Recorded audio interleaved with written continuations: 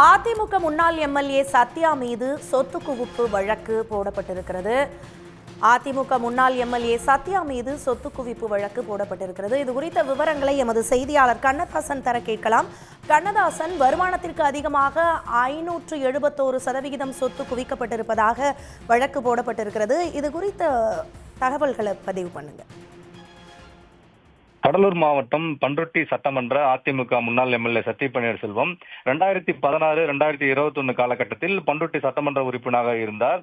அப்போது அவர் வருமானத்துக்கு அதிகமாக சொத்து சேர்த்ததாக வழக்கு பதிவு செய்யப்பட்டு அவர் வீட்டில் சோதனை நடைபெற்றது. அதில் 10 கோடி ரூபாய்க்கு மேலாக அவர் சொத்து குவித்துள்ளது விசாரணையில் தெரிய வந்தது. மேலும் முக்கிய ஆவணங்களும் கண்டுபிடிக்கப்பட்டுள்ளது. மேலும் ஆவணங்கள் அடிப்படையில் வருவாய்க்கு அதிகமாக 571% சொத்து குவிப்புகளாக இதில் கண்டுபிடிக்கப்பட்டுள்ளது. இதன் அடிப்படையில் அவர் சட்டமன்ற உறுப்பினர் சத்யா பன்னீர்செல்வம் மற்றும் அவரது கணவர், மகன் உட்பட குடும்ப உறுப்பினர் மீது லஞ்ச ஒழிப்பு துறையினர் வழக்கு பதிவு செய்திருக்கிறனர். தற்போது இது அதிமுகவினர் மத்தியில் ஒரு பரபரப்பான சூழ்நிலை ஏற்படுத்தியுள்ளது.